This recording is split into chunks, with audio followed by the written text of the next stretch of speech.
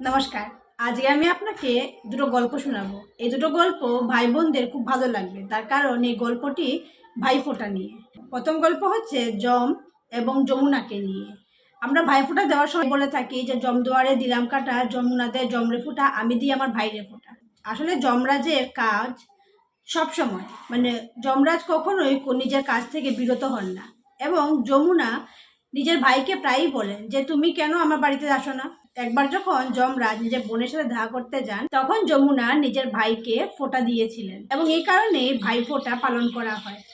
আর আরেকটি গল্প হচ্ছে, শ্রীকৃষ্ণ যখন নরকাসুরকে বধ করার পরে মা সুভদ্রার সাথে দেখা করতে গেছিলেন, তখন মা সুভদ্রা নিজের ভাইয়ের মঙ্গল কামনার জন্য তাকে ফোঁটা দিয়েছিলেন এবং এই গল্পটাকেও কিন্তু ভাইফোঁটারই গল্প বলা হয়। তো যাই হোক, যে কোনো গল্প হোক না কেন, সব ভাইয়েদের কাছে তার বোনরা প্রিয় এবং সব বোনেদের কাছে তার ভাইরা প্রিয়। এবং এই ভিডিওটি আমার দাদার জন্য, এবং তাকে ভাইফোঁটার খুব খুব শুভেচ্ছা এবং ভালোবাসা, এবং কামনা করি যে তোর জীবন খুব ভালো করে কাটুক।